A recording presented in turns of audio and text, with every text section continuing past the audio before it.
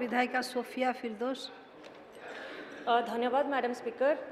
मो मंत्री को आ गए लिकेज जनवा चाहूँगी आपण जरिया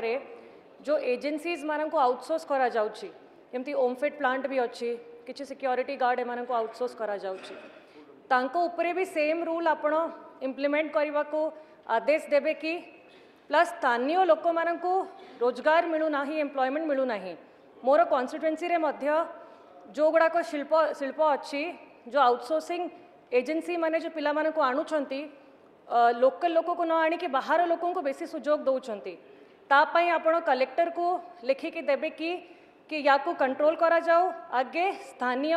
अनएम्प्लॉयमेंट युवा युवती मान को प्लेसमेंट दिया जाओ। धन्यवाद। माननीय मंत्री माननीय बाचस्पति महोदया प्रश्नर अधा उत्तर आपण देई सारछंती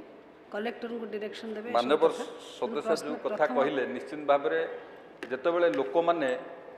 भोट देकी निर्वाचित करिसंती तांकर समस्या दुख समस्या तांकर बुझिबा पई समस्तंकर गोटे मैडम गोटे प्रश्न समस्तंक मुहरे जे नियुक्ति कथा नियुक्ति समस्या को दूर करिया हेले आम समस्त को मिसिकी काम करिया पड़िबो प्रथम। द्वितीय